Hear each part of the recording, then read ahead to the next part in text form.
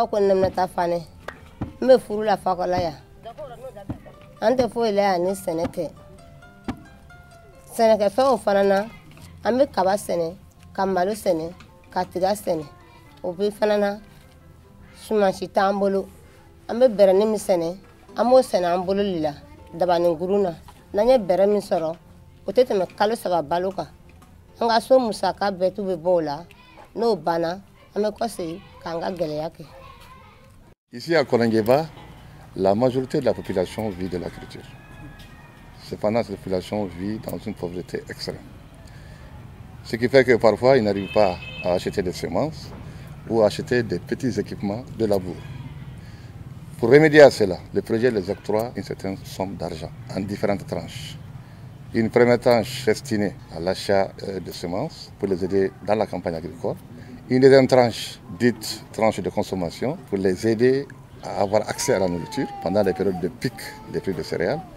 Et une troisième tranche destinée à couvrir leurs besoins pour les permettre de ne pas brader leurs céréales.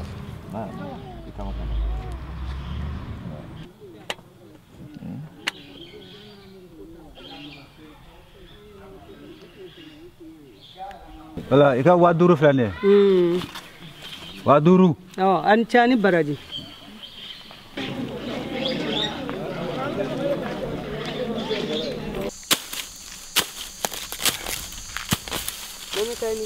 Aha, nike ginege. Sama oido. Dabla noya. Akene ya dio. Nse. Nse ke ijema. Ah, obejanye de. Ama dokenye. Obejanye foka teme. Ini bara.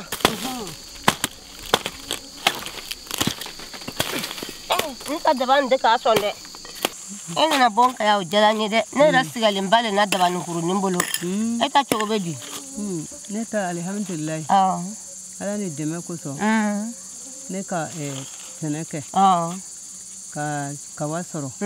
Ka tige soro. Ka ofere. Ka basa. Alhamdulillah jibani. Tala fo bata anifla. Bene boloyi. Ala ni deme ba jakuro barika ko so. Obise ka kesababu ke rebo no oro. Chaque transfert monétaire est précédé par des formations et des sensibilisations, notamment en matière de gestion du budget familial, sur les notions d'action essentielle à la nutrition et sur des notions d'épargne investissement.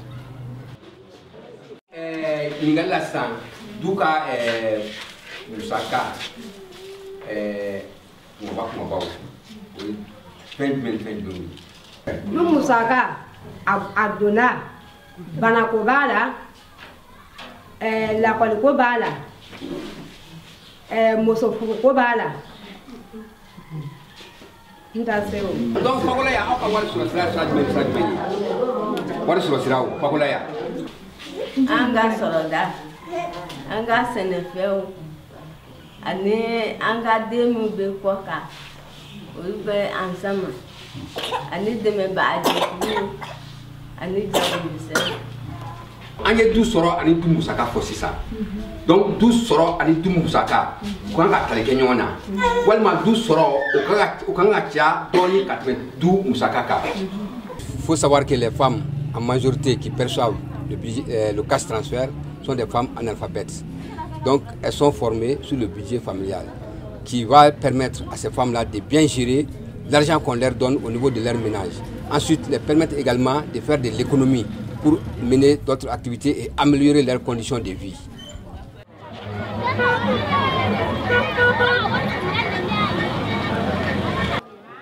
Du nafolo bara chugoya dutigi an dutigi an be min soro an ye yelema do du nafolo bara chugoya ro soro ni soro dunta bonyala soro ma soro ti ta nyefe mais kala kala an ko minge an be min dun an be min soro an ye jati mina ka dobo dunta la wasa soro be sabate amolo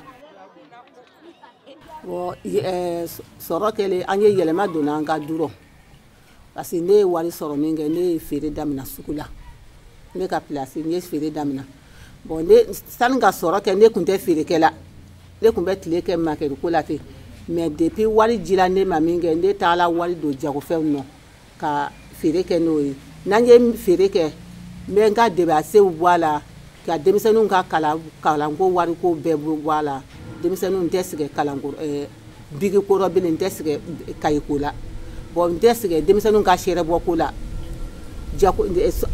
a y'o jako de lase ne ma a y'o lase ne ma ne tun tɛ jako la o mais depuis nin kɛla n ye jako kɛ.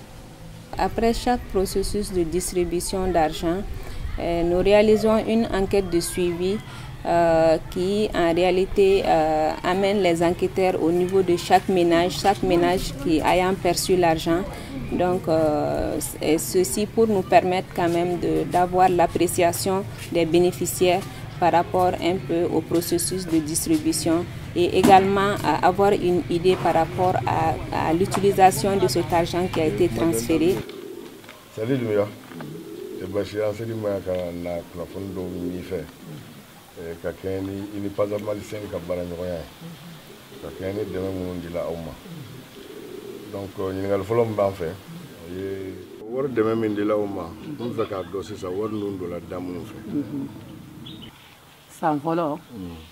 Wa seki jama wa seki jile ne fana wa seki ni misi dabaw sɛnɛkɛ misi dabaw ta ka taa kaba sɛnɛ n ka furu kɔnɔ. Tari a ye tile kelen kɛ ka se dɔgɔkun kelen ma. Ne ta sɔrɔla don min na o dugujɛ ne ta cɔ ma si ne kun parce que ne a jira don min na ne jiginna sugu fɛ ka taa ɲɔ sa kana nda ɲɔ dun daminɛ o don la parce que ne b'a sɔrɔ tuma min na ne yɛrɛ kun tɛ ne ka denmisɛnninw se ka kun balo kɔrɔ balo kun tɛ ne bolo. Aujourd'hui, l'exode rural a beaucoup baissé. Tous les jeunes partaient pour l'exode. C'était dû à la difficulté qui était toujours au niveau de la famille. Nous avons quand même constaté l'effet du projet alors, sur le changement économique et social des ménages. Le premier enjeu, c'est quoi?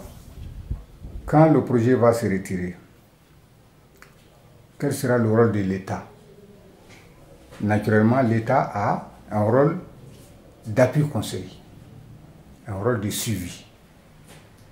Et l'État doit faire en sorte que les actions entreprises en faveur de ces personnes démunies ne tombent pas dans l'eau. Il faut soutenir ce qui a été déjà entrepris pour que les personnes déjà soutenues ne tombent plus dans la précarité.